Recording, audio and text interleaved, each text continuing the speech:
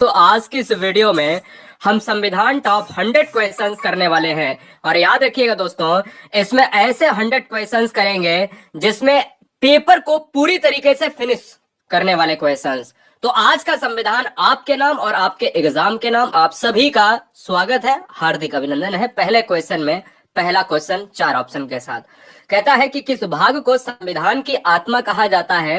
तो देखिएगा, जब भी हम संविधान की आत्मा की बात करते हैं तो मुझे पता होना चाहिए कि हमें प्रस्तावना को लॉक करना है। प्रस्तावना यानी प्रियम्बल। दोस्तों क्या है प्रियम्बल, आपको याद रखना है। प्रस्तावना क्या है? जो शुरू होता है हम भारत के लोग भारत को संपूर्ण है ना, इस तरीके से हम भारत के लोग भारत को संपूर्ण प्रभुत्व संपन्न समाजवादी पंथ निरपेक्ष डॉट डॉट डॉट। तो ये भारत की प्रस्तावना है, भारत के संविधान की प्रस्तावना है, जिसको संविधान की आत्मा कहा जाता है। अगले क्वेश्चन की तरफ बढ़ेंगे, क्वेश्चन नंबर नेक्स्ट। देखिएगा, क्वेश्चन नंबर नेक्स्ट आपके स्क्रीन पर है। आपसे कहता है कि भारतीय संविधान के अनुसार देश का प्रथम नागरिक कौन होता है। भारतीय संविधान के अनुसार देश का प्रथम नागरिक होता है राष्ट्रपति होता है। राष्ट्रपति के साथ साथ यहाँ पर एक और चीज मैं आपको बता देता हूँ, वो आर्मी, वो नेवी, वो आर्मी, वो नेवी और वो एयरफोर्स। क्या है? वो एयरफोर्स तीनों सेनाओं का सर्वोच्च कमांडर भी होता है। इसलिए इस क्वेश्चन का जो आंसर है वो ऑप्शन नंबर ए जाएगा। संपत्ति के अधिकार से संबंधित संशोधन कौन सा है? आपको पता है कि भारत में संविधान के अंतर्गत मूल अधिकार हैं और मूल अधिकार भारत में पहले 7 थे। वर्तमान समय में मूल अधिकारों की संख्या घटकर 6 हो गई है। संपत्ति के अधिकार से संबंधित संशोधन, अच्छा ये बताइए 6 है, 7 है, 8 है? मैं आपको यहाँ पर पूछता हूँ। संपत्ति के अधिकार की बात करें तो यह भारत का 44वां संविधान संशोधन है, इसलिए इस क्वेश्चन का जो राइट आंसर है वो थर्ड का ए चला जाएगा।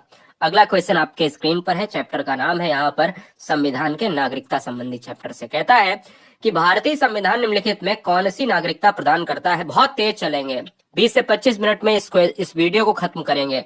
1 से 100 तक का मतलब है कि क्वेश्चंस का अंबार लगा देंगे और क्वेश्चंस के अंबार में ये संविधान उड़ने वाला है।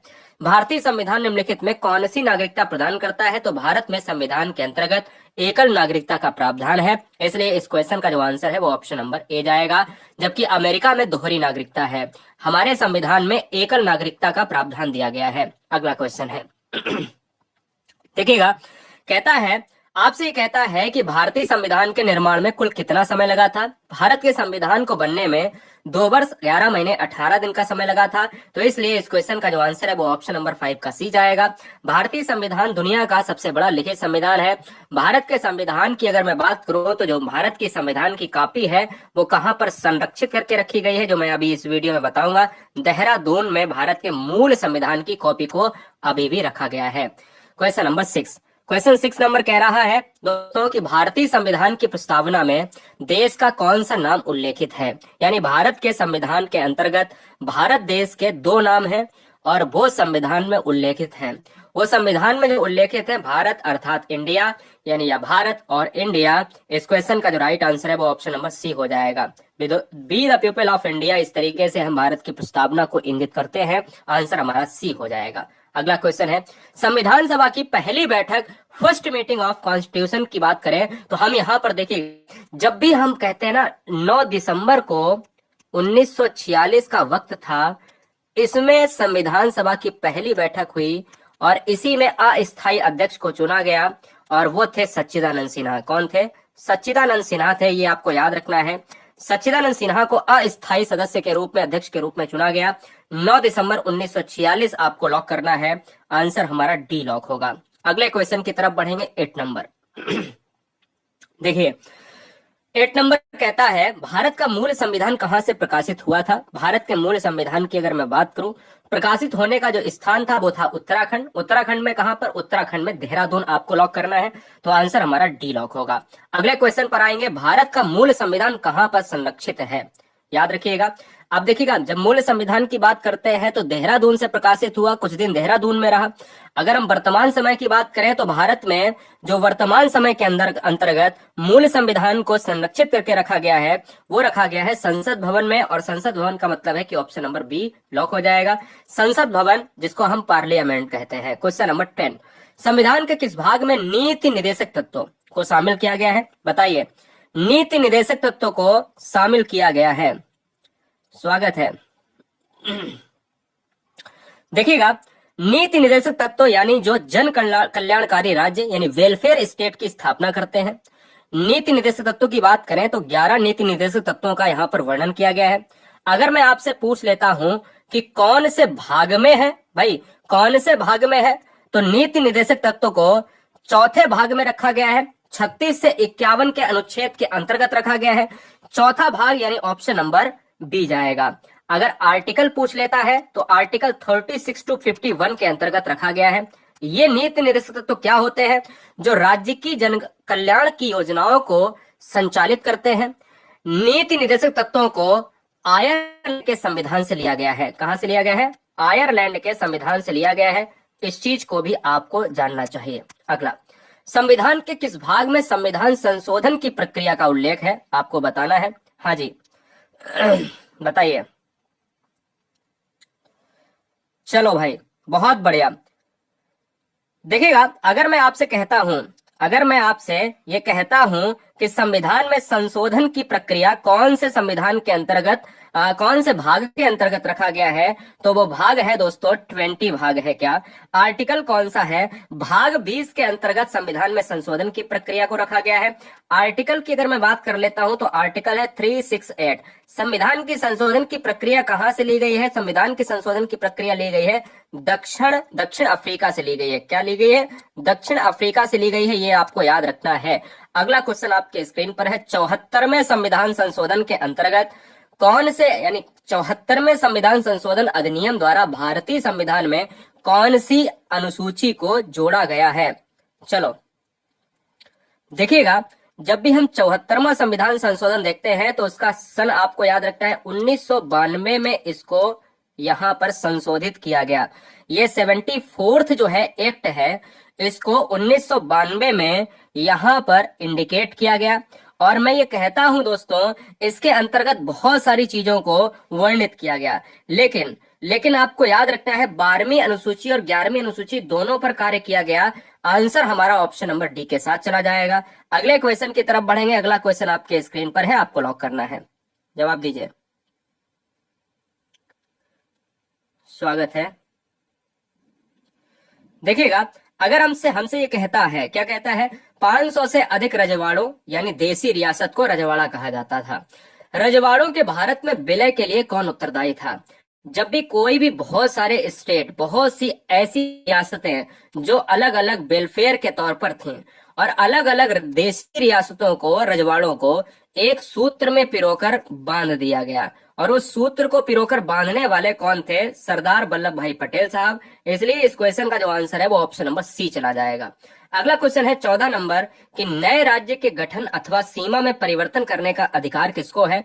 दोस्तों, आपको पता होना चाहिए कि जब भी कोई नया राज्य बनेगा, तो नया राज्य जब बनेगा तो उसमें पहले वाला राज्य का के बीच में एक यानी कहीं ना कहीं बैरियर आएगा। भाई एक चीज है और इसको काट के हम करेंगे तो ये सीमाओं का निर्धारण भी होगा। एक अलग राज्य ए और दूसरा राज्य बी, कहीं ना कहीं इनके नामों का भी निर्धारण होगा, उनकी राजधानी का निर्धारण होगा, उनके नाम बदले जाएंगे। तो इसको किसको कहा जा सकता है? ये कर सकता है संसद, कर सकता है पार्लियामेंट, कर सकता है। इसका प्रस्ताव संसद के लोकसभा या राज्यसभा में यानी देना जरूरी है। इसलिए इस क्वेश्चन का आंसर डी जाएगा। अगला क्वेश्चन आपके स्क्रीन पर है कि भारत में संविधान को कब अपनाया गया? बहुत आसान प्रश्न है। भारत में संविधान की जब भी बात होती है ना मेरे लाल, तो आपको पता होना चाहिए कि भारत में जो संविधान की बात करी गई है तो अपनाया गया। और एक क्वेश्चन शायद आगे मिल जाए यहाँ पर, मुझे लगता है कि आगे मिलेगा आपको, कोई दिक्कत नहीं, मैं आपको बताऊंगा। देखिएगा, जब भी आप अपनाने की बात करेंगे तो यहाँ पर क्या है? अपनाने की बात करेंगे तो 26 नवंबर 1949 मारेंगे। हम भारतीय संविधान में जब पढ़ते हैं तभी हम कहते हैं 26 नवंबर क्या है? 26 नवंबर दोस्तों होती है न्याय की तारीख, यानी 26 नवंबर को संविधान दिवस मनाते हैं। संविधान दिवस 26 नवंबर को क्यों मनाते हैं? क्योंकि संविधान दिवस इसी दिवस के रूप में इसलिए मनाते हैं क्योंकि हमने इसको अपनाया था। हमने लागू कब किया था? हमने लागू किया था संविधान को 26 जनवरी 1950 को। लागू करने में और अपनाने में जमीन आसमान का फर्क है। तो आंसर हमारा किसके साथ जाएगा? 26 नवंबर 1949। और लागू करने के लिए ये डेट है, अपनाने के लिए कौन सी डेट है? ऑप्शन नंबर बी वाली। देशीयकरण द्वारा नागरिकता प्राप्ति करने का एक तरीका क्या है? देशीयकरण, देशीकरण में क्या होता है, देखिए भारत में एकल नागरिकता का प्रावधान है, जबकि हमने ये आपसे कहा कि अमेरिका में दोहरी नागरिकता है। देशीकरण द्वारा नागरिकता तभी प्राप्त हो सकती है जब आप विदेशी पुरुष से विवाह कर लें।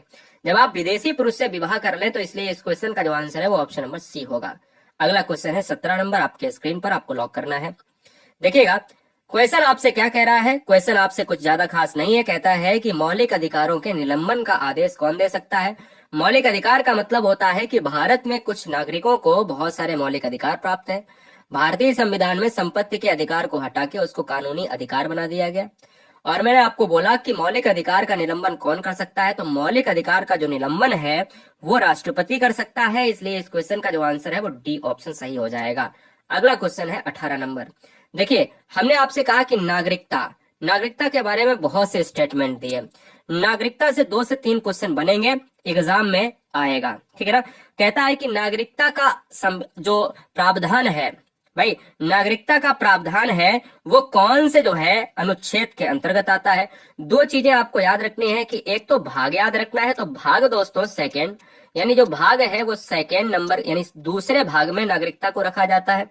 दूसरी चीज आर्टिकल की अगर मैं बात करूं, तो आर्टिकल जो है आपका आता है 5 से 11 के अंतर्गत आता है। 5 से 11 के अंतर्गत अनुच्छेद के अंतर्गत रखा जाता है, और भाग दोस्तों ये है, इसलिए इस क्वेश्चन का जो आंसर है वो ऑप्शन नंबर बी हो जाएगा।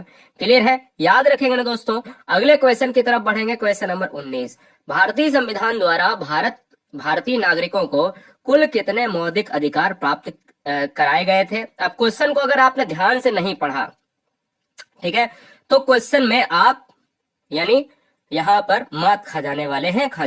क्वेश्चन में ध्यान से पढ़ने की आवश्यकता है। क्वेश्चन फिर से यहां पर 2 बनेंगे। एक तो क्वेश्चन ये बनेगा, क्या बनेगा, एक तो क्वेश्चन ये बनेगा कि भारतीय संविधान में कुल कितने थे, जबकि यहां पर थे पूछा गया, तो 7 मौलिक अधिकार थे, ठीक है ना। अब अगर मैं आपसे ये पूछ लेता हूं, क्या है, अगर मैं आपसे ये पूछ लेता हूं कि वर्तमान समय में कितने हैं, तो आपको कमेंट करना है। तो आंसर में थे में पूछा था, तो ऑप्शन नंबर हम बी मारेंगे। क्या मारेंगे भाई, बी मारेंगे। बी को हम लॉक करेंगे या नहीं करेंगे। बहुत सुंदर, ठीक है।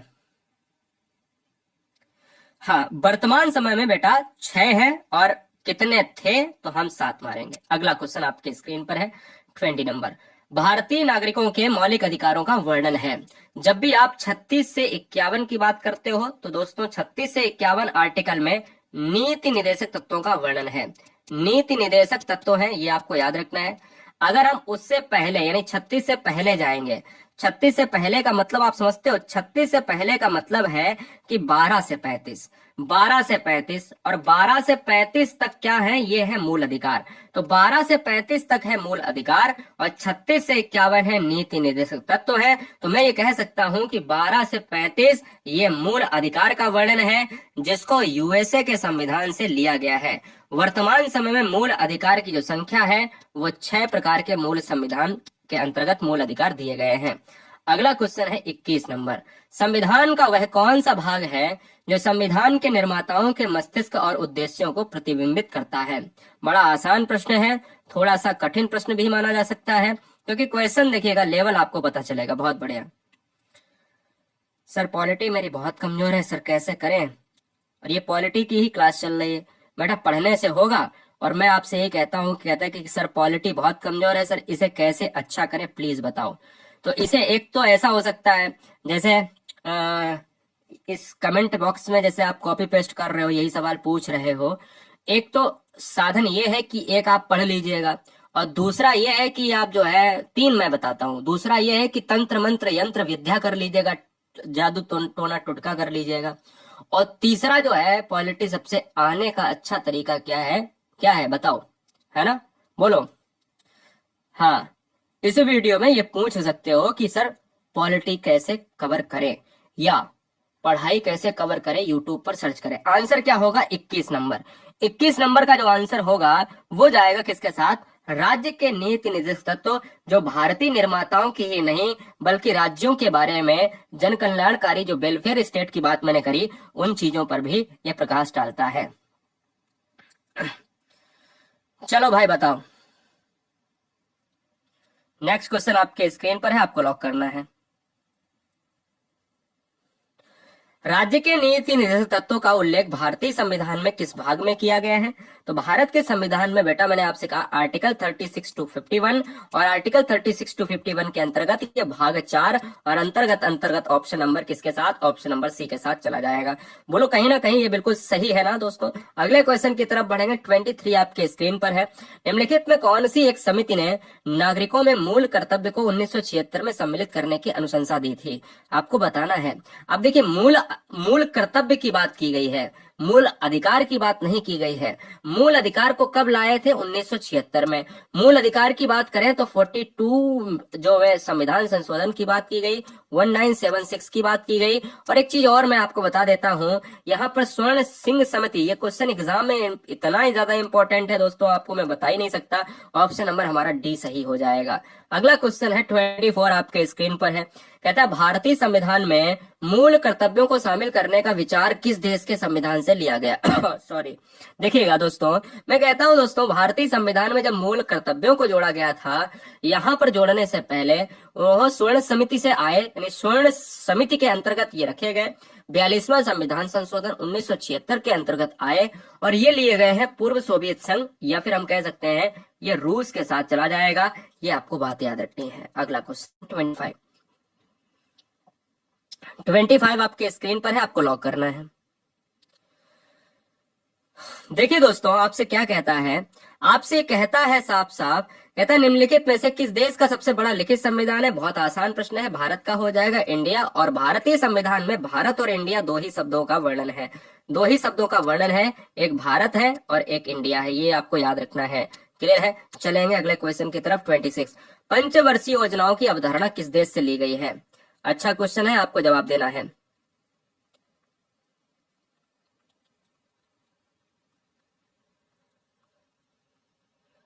चलो भाई बताओ। देखिए, पंचवर्षीय योजना की अवधारणा पूर्व सोवियत संघ के संविधान से ली गई है, तो इसलिए इस क्वेश्चन का भी right answer option number first के साथ जाएगा। और याद रखिएगा 1947 की बात करें, 1947 से अब तक के जितने भी पंचवर्षीय योजनाएं हैं वो आप सभी को पता होनी चाहिए कि उसमें क्या क्या हुआ है। 27 आपके स्क्रीन के अंतर्गत है कि संघ की कार्यपालिका शक्ति निहित होती है। बताइए, लॉक किया जाए, जवाब दिया जाए। देखिए, संघ की कार्यपालिका शक्ति आर्टिकल 53 के अंतर्गत निहित होती है, वो भी राष्ट्रपति के अंतर्गत। राष्ट्रपति यानी प्रेसिडेंट ऑफ इंडिया। आर्टिकल कौन सा है दोस्तों? आर्टिकल 53 के अंतर्गत राष्ट्रपति के अंदर ये निहित होती है और इस संविधान के अनुसार उनके द्वारा या तो सीधे या उनके अधीनस्थ अधिकारियों के माध्यम से इसका प्रयोग किया जाता है। तो इंपॉर्टेंट कौन है? संघ की कार्यपालिका में राष्ट्रपति है, उसी के पास ये पावर रहती है। आर्टिकल यहाँ पर क्या हो जाएगा? 53। भारत में कार्यपालिका का अध्यक्ष कौन रहता है? जब ये क्वेश्चन की बात करें, यानी भारत में हाँ कार्यपालिका का अध्यक्ष या कार्यपालिका का प्रमुख कौन होता है? देखिए, जब कार्यपालिका की बात करें तो भारत में कार्यपालिका के अंतर्गत वास्तविक जो अध्यक्ष होता है वो प्रधानमंत्री होता है। देखिए, जब क्वेश्चन में दो तरीके से आए, देखो भारत में न्यायपालिका का प्रमुख कौन होता है? तो भारत में न्यायपालिका का प्रमुख होता है सर्वोच्च न्यायालय। जब क्वेश्चन में ये पूछा जाए कि भारत में कार्यपालिका का प्रमुख कौन होता है, तो भारत में कार्यपालिका का जो प्रमुख होता है वो होता है राष्ट्रपति ही होता है। मेरी बात ध्यान से सुनिएगा, लेकिन वास्तविक रूप से वो प्रधानमंत्री होता है। अब बात आती है कि इस क्वेश्चन में आंसर क्या होगा? तो इस क्वेश्चन में आंसर राष्ट्रपति ही होगा, क्योंकि वास्तविक रूप तो दिया ही नहीं गया है। क्वेश्चन दो तरीके से मैं कहता हूं समझो। भारत में कार्यपालिका का अध्यक्ष राष्ट्रपति, भारत में संघ की कार्यपालिका शक्ति अगर निहित होती है तो राष्ट्रपति है तो कार्यपालिका ही, लेकिन अगर क्वेश्चन में ये पूछ दिया जाए कि वास्तविक जो है अध्यक्ष कौन, तब आप प्रधानमंत्री मारेंगे। 29 संपूर्ण संविधान को कब लागू किया गया? संपूर्ण संविधान की बात करें, देखिए जब भारत में संविधान को अपनाया गया, अपनाने की जो तिथि थी वो थी हमारी कौन सी? अपनाने की जो तिथि थी वो 26 नवंबर 1949। जब लागू करने की जो तिथि थी, तो लागू करने की मैंने आपको ऑलरेडी बताया कि लागू करने की तिथि थी 26 जनवरी 1950, तो आंसर बी हो जाएगा।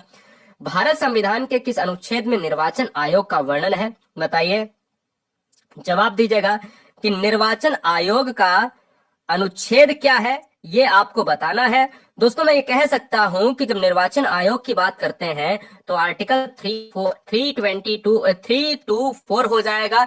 3 2 4 ऐसे याद रख लो। अच्छा एक चीज मैं आपसे पूछता हूँ, 1 2 4 में क्या है? हाँ 1 2 4 बताइए सर्च करके, और 1 2 3 बताइए। ये एग्जाम में सबसे ज्यादा आते हैं, 3 2 4, 1 2 3, 1 2 4। आंसर हमारा किसके साथ जाएगा? ऑप्शन नंबर बी के साथ चला जाएगा।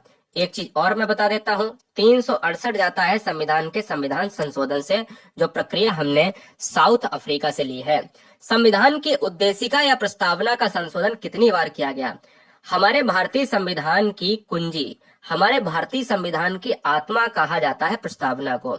हमारे संविधान की प्रस्तावना यानी प्रियम्बल में संशोधन जो हुआ है वो केवल अभी एक बार हुआ है, इसलिए 31 का जो आंसर है वो सी हमारा लॉक हो जाएगा।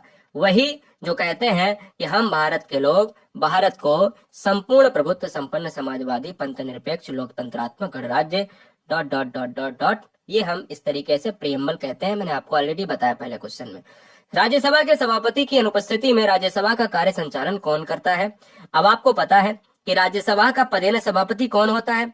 आप बताइए ना। राज्यसभा के पदेन सभापति होता है आपका उपराष्ट्रपति, और जब उपराष्ट्रपति होता है तो उपराष्ट्रपति ऑप्शन में तो है नहीं। अब राज्यसभा के सभापति की बात करेंगे तो हम राष्ट्रपति तो है नहीं। अब देखेंगे उपाध्यक्ष कौन होगा या उपसभापति कौन होगा। अब लोकसभा की तो बात कर नहीं सकते, क्योंकि लोकसभा में अगर अध्यक्ष नहीं है तो उपाध्यक्ष आ जाएगा, लेकिन राज्यसभा के सभापति नहीं है तो उपसभापति आ जाएगा कि नहीं आ जाएगा? बिल्कुल आ जाएगा। तो इसलिए इस क्वेश्चन का आंसर सी होगा। राज्यसभा की अगर मैं बात कर लेता हूं तो राज्यसभा एक अपर सदन है यानी उच्च सदन है, और ये दोस्तों विद्वानों का सदन भी कहा जाता है। इसको विद्वानों का सदन भी कहा जाता है, इसलिए इस चीज को भी कहीं ना कहीं आपको जानना चाहिए। 33, 36, 33, 34, 35, 36 देखिएगा। निम्नलिखित में कौन सा मौलिक अधिकार नहीं है? मौलिक अधिकार की मैंने आपको बताया कि 7 मौलिक अधिकार को दिया गया था। वर्तमान में 6 में कितने वर्तमान में हैं और कौन सा नहीं है? संपत्ति का अधिकार कौन से अंतर्गत गया है? कौन से संविधान के संशोधन 44वें संविधान संशोधन के अंतर्गत इसको कानूनी का अधिकार बना दिया गया है, इसलिए इस क्वेश्चन का आंसर डी हो जाएगा। अगला, विधान संशोधन की प्रक्रिया का वर्णन किस अनुच्छेद में है? विधान संशोधन की प्रक्रिया का वर्णन है 368 में है, जो दक्षिण अफ्रीका से लिया गया है। भारतीय संविधान लागू करते समय इसमें कितने अनुच्छेद, भाग और अनुसूचियां थी? आपको कमेंट करना है, फटाफट बताना है दोस्तों। देखिए जिस समय भारत का संविधान लागू हुआ था उस समय जो अनुसूचियां थी वो थी 8।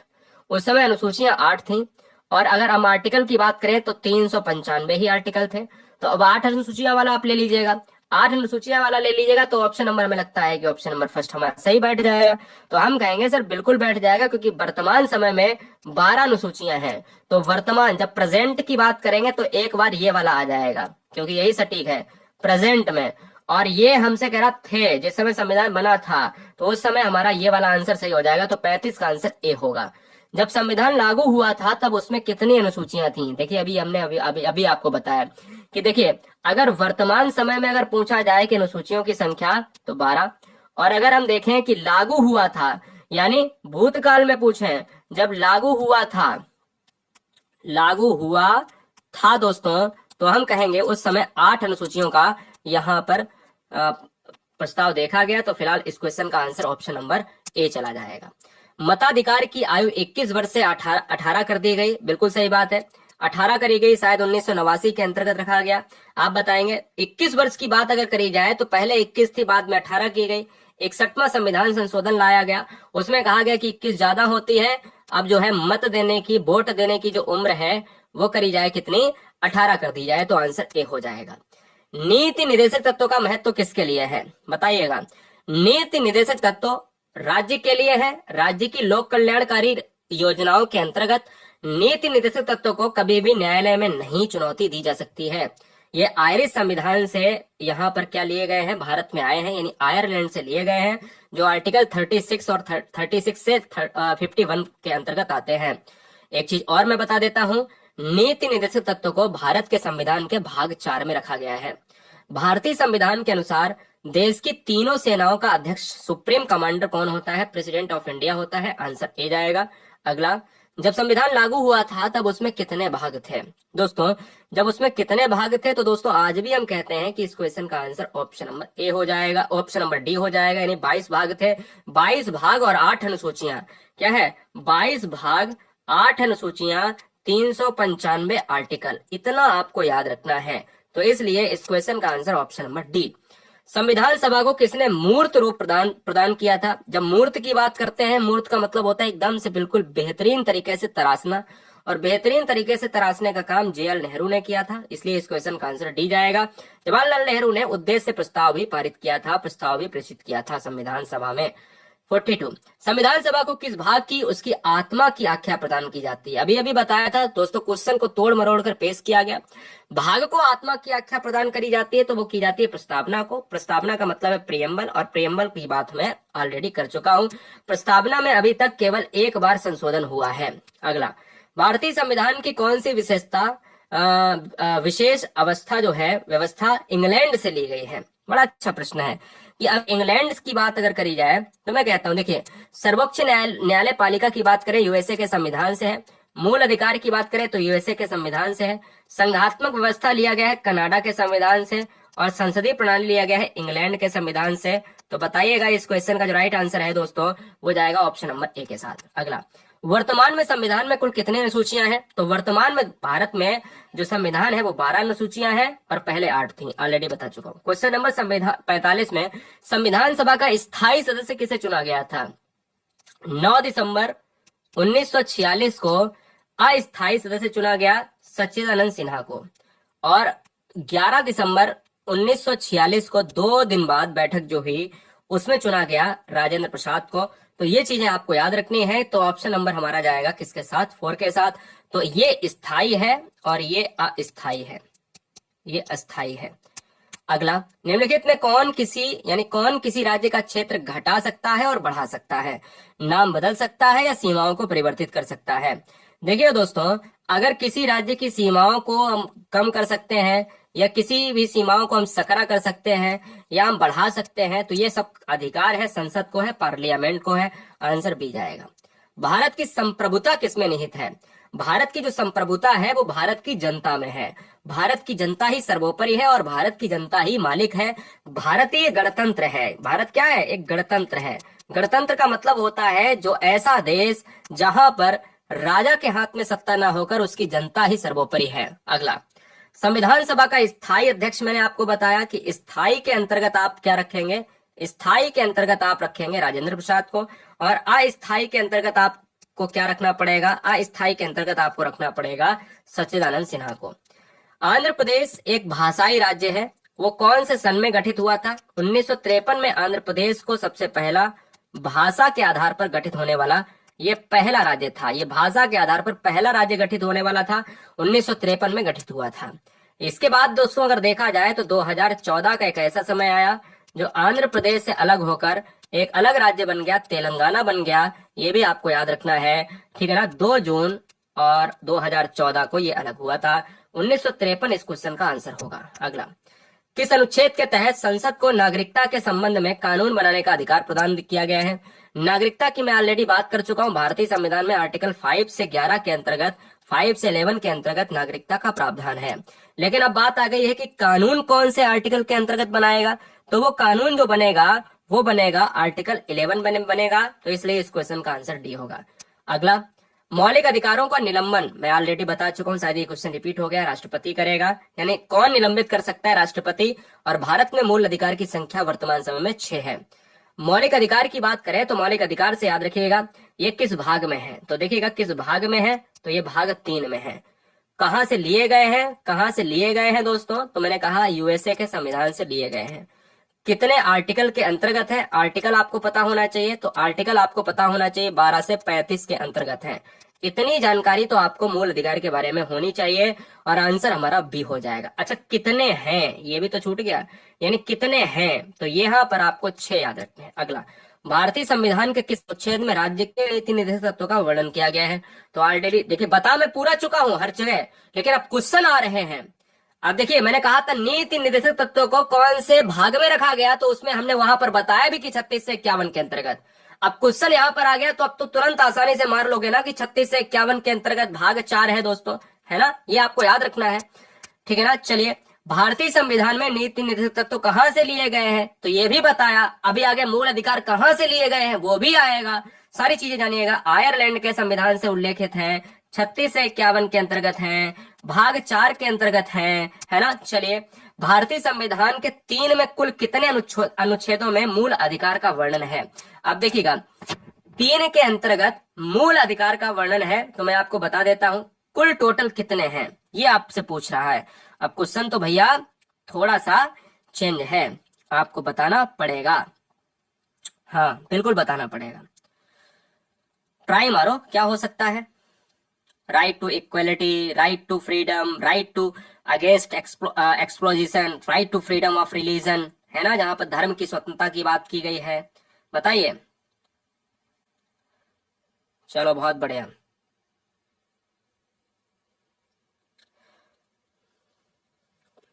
ठीक है, 6 होते हैं, पहले 7 थे, ये सब जानती, दुनिया जानती है। लेकिन वर्तमान समय में अगर देखा जाए, यहां पर आप क्या करेंगे, यहां पर क्या करेंगे, यहां आंसर क्या लॉक होगा?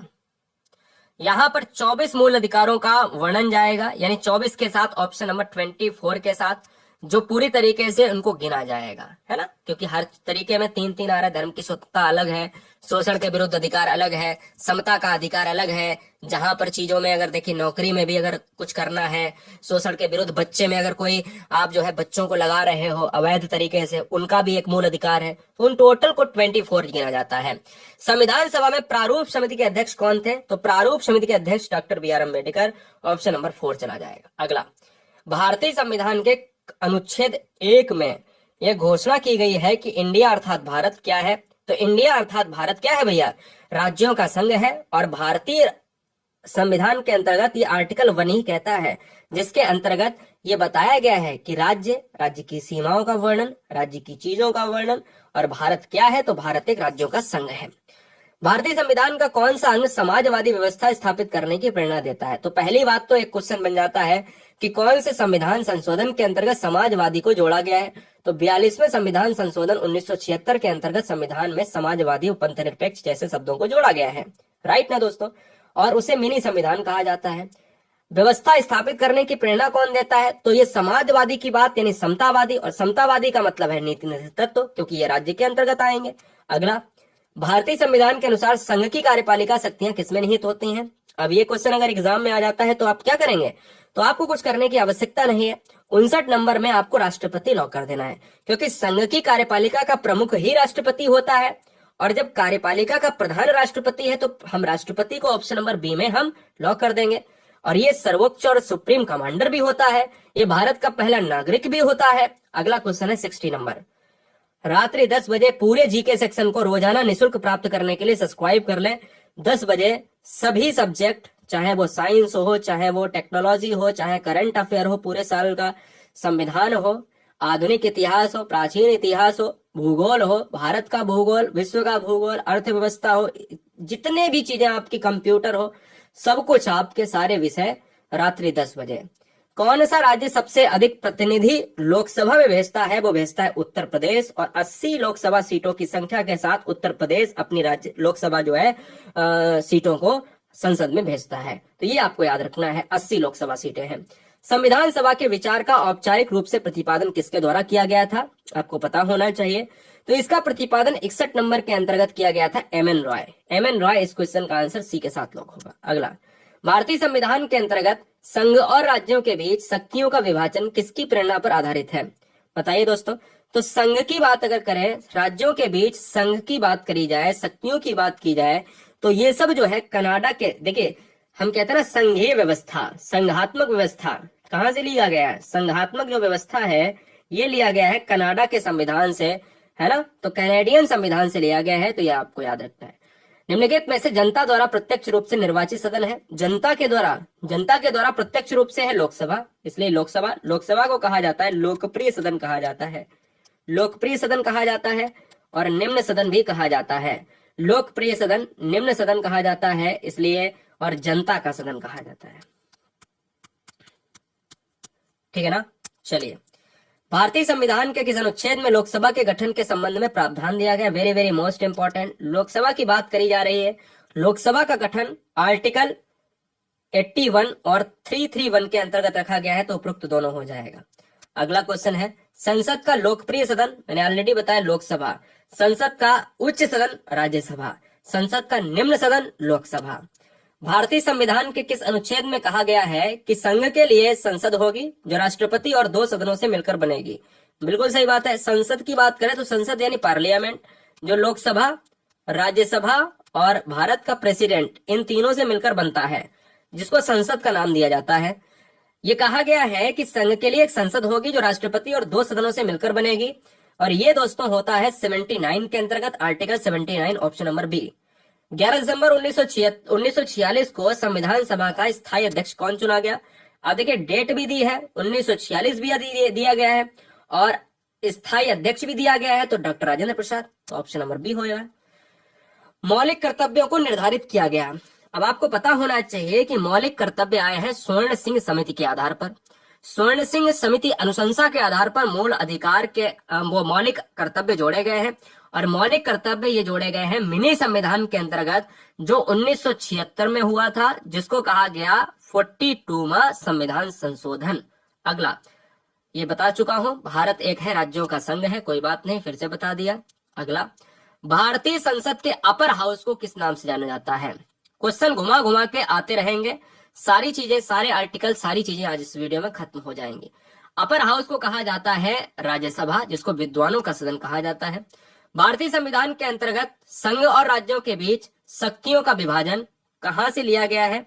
तो शक्तियां राज्य यानी राज्य और संघ की बात करें, यानी केंद्र सरकार और राज्य सरकार के बीच में शक्तियों का विभाजन लिया गया है कनाडा। ये आपको याद रखना है।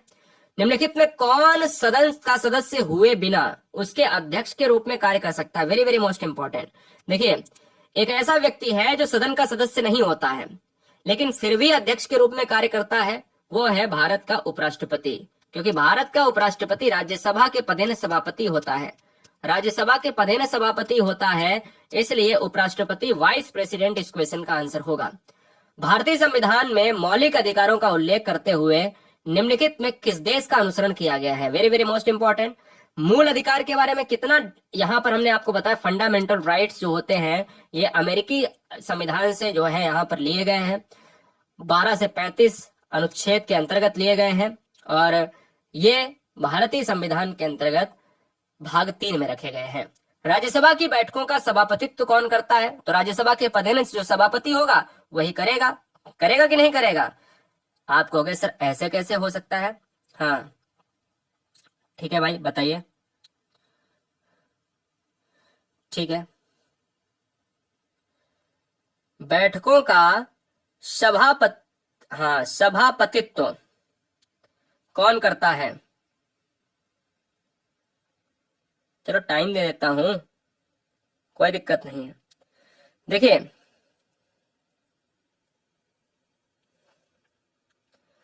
बिल्कुल उपराष्ट्रपति हो जाएगा, ऑप्शन नंबर बी हो जाएगा। जो सभापतित्व होता है मतलब उसको कौन संभालता है? उपराष्ट्रपति, वाइस प्रेसिडेंट हो जाएगा। आपको टेंशन लेने की आवश्यकता नहीं है। अगला क्वेश्चन आपके स्क्रीन पर है, आपको लॉक करना है, जवाब दीजिए।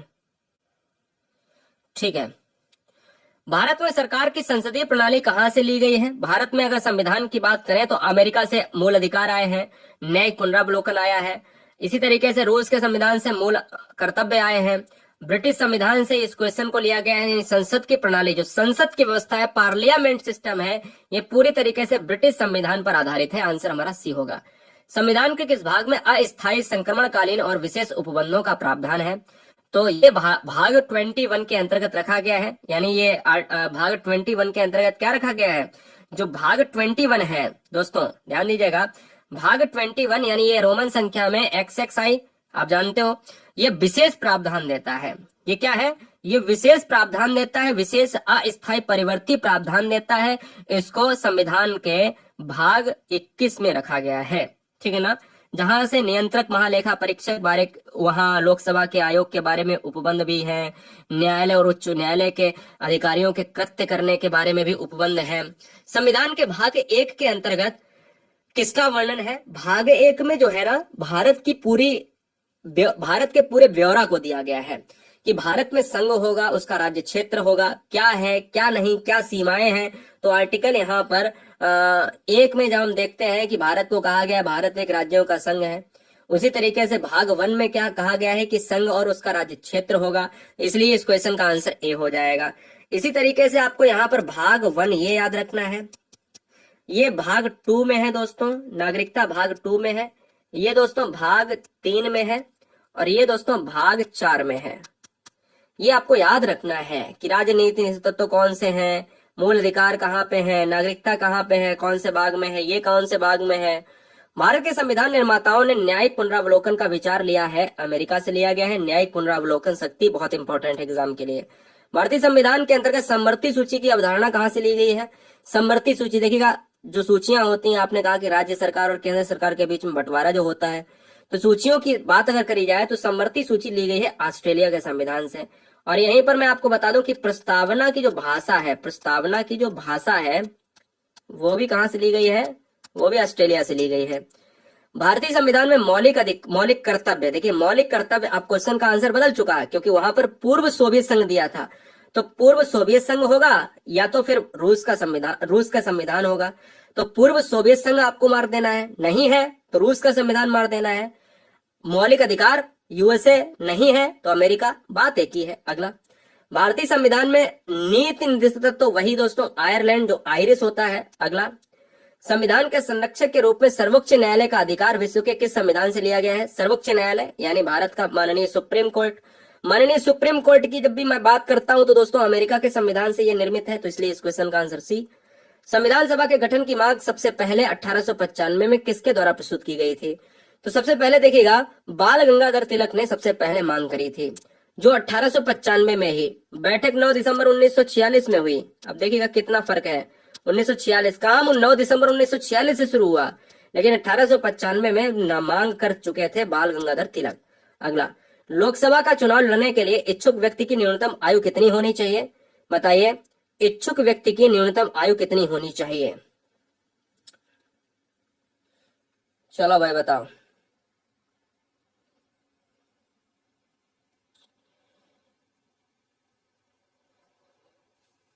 हाँ, न्यूनतम आयु जो होनी चाहिए वो होनी चाहिए 25 होना चाहिए। इसलिए इस क्वेश्चन का जो राइट आंसर है वो ऑप्शन नंबर बी लॉक हो जाएगा।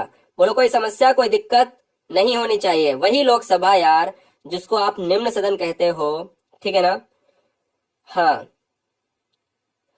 भारत का नागरिक होना चाहिए उसे, 25 वर्ष आयु उसने पूरी कर ली हो, वो लाभ के पद पर ना हो, दिमाग अस्थिर नहीं होना चाहिए, यानी दिमाग जो है उसका खराब नहीं होना चाहिए। और राज्यसभा की अगर मैं बात कर लेता हूं, यहां पर ध्यान दीजिएगा, राज्यसभा के लिए आपको अथॉरिटी चाहिए। भारतीय संविधान में उल्लेखित स्वतंत्रता, समानता व बंधुता की संकल्पना किससे प्रेरित है? आपको बताना है, जवाब देना है। बहुत सही।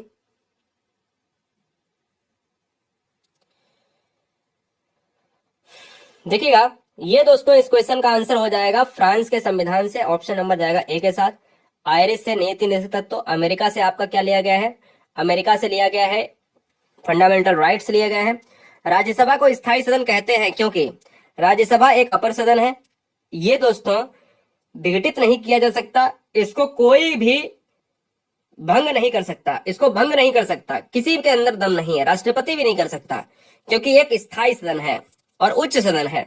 राज्यसभा में प्रतिनिधित्व होता है, राज्यसभा में राज्यों का प्रतिनिधित्व होता है और संघ शासित क्षेत्रों का होता है, इसलिए इस क्वेश्चन का आंसर 2 हो जाएगा, यानी मतलब दोनों हो जाएगा, सी हो जाएगा। भारत का राष्ट्रपति होता है, भारत का जो राष्ट्रपति होता है ये राज्य का संवैधानिक अध्यक्ष होता है। राज्य का मतलब होता है पूरे कंट्री का, तो राज्य का क्या होता है? राज्य का संवैधानिक अध्यक्ष होता है। राज्य का मतलब ये नहीं समझ लेना कि किसी एक राज्य का संवैधानिक अध्यक्ष का मतलब पूरे ऑल कंट्री की बात कर रहे हैं। भारत में कलेक्ट्रेट का पद जो होता है, कलेक्टर का मतलब होता है जिसमें हम डीएम को हम लेते हैं, जिसमें हम डिस्ट्रिक्ट मजिस्ट्रेट को लेते हैं, आईएएस को लेते हैं, तो वो जो है कहां से लिया गया है? ये लिया गया है दोस्तों इंग्लैंड की व्यवस्था से लिया गया है। लास्ट के 10 प्रश्न सुपर फास्ट में करेंगे। एक कल्याणकारी राज्य के निर्देश आदर्श वर्णित हैं। कल्याणकारी 36 से 51 के अंतर्गत आएगा और वो होगा नीति निर्देशित तत्व। भारतीय संविधान के अंतर्गत मूल अधिकार का संरक्षक कौन होगा? मूल अधिकार का संरक्षक होगा न्यायपालिका, माननीय सुप्रीम कोर्ट होगा। अगला, मूल अधिकारों पर आवश्यक प्रतिबंध लगाने का अधिकार किसको होगा? वो भी संसद को होगा। अगर आवश्यक प्रतिबंध लगाना है तो संसद ही लगाएगी, भारत की पार्लियामेंट। कितने वर्षों तक लगातार बाहर रहने पर नागरिकता समाप्त हो जाती है? अगर आप बाहर देश में रह रहे हो और आपके पास नागरिकता भारत की है, आप अगर 7 साल नहीं आए तो आपकी नागरिकता खत्म हो जाएगी। तो 7 साल यहाँ पर आपको लॉक करना है। राज्यसभा के सदस्यों को नामित करने का अधिकार निम्नलिखित में किसको है? राज्यसभा को नामित करने का जो अधिकार है दोस्तों 94 नंबर, तो ये जाएगा ऑप्शन नंबर बी के साथ, राष्ट्रपति के साथ। अगला, संविधान सभा का प्रथम अधिवेशन कब प्रारंभ हुआ था? ऑलरेडी बताया हुआ है, 9 दिसंबर 1946 को हुआ था, जिसके अंतर्गत अस्थायी अध्यक्ष सच्चिदानंद सिन्हा को चुना गया। संविधान निर्मात्री सभा में उद्देश्य प्रस्ताव किसने जो है यहाँ पर प्रेषित किया था? तो उद्देश्य प्रस्ताव से बनेंगे 2 क्वेश्चन। क्या है? उद्देश्य प्रस्ताव से बनेंगे 2 क्वेश्चन दोस्तों, कि भैया किसने किया था और कब किया था। तो मैं आपको बता देता हूं, 13 दिसंबर 1946। 13 दिसंबर 1946 को उद्देश्य प्रस्ताव नेहरू ने किया था, जवाहरलाल नेहरू ने। संविधान के किस संशोधन द्वारा मूल कर्तव्य को जोड़ा गया? मूल कर्तव्य को जोड़ा गया, ऑलरेडी आपको बता चुका हूं, ये क्वेश्चन बिल्कुल अलग हो गया है। और 42वें संविधान के अंतर्गत स्वर्ण सिंह समिति आपको लॉक करना है। भारत में उपराष्ट्रपति का निर्वाचन किया जाता है। भारत में उपराष्ट्रपति का निर्वाचन होता है संसद के दोनों सदन यानी लोकसभा और राज्यसभा, केवल 2 ही सदन भाग लेते हैं, लोकसभा और राज्यसभा, तो इसलिए इस क्वेश्चन का आंसर डी जाएगा। और सेकंड लास्ट क्वेश्चन है कि विधि के समक्ष समता लिया गया है। विधि के समक्ष समता, विधि के समक्ष समता, विधि का मतलब होता है न्याय, और विधि के समक्ष समता जो लिया गया है वो इंग्लैंड के संविधान से प्रेरित है। और आज का अंतिम प्रश्न आप सभी के लिए कहता है कि भारत की संघीय व्यवस्थापिका को किस नाम से जाना जाता है? आपको बताना है दोस्तों, आपको लॉक करना है।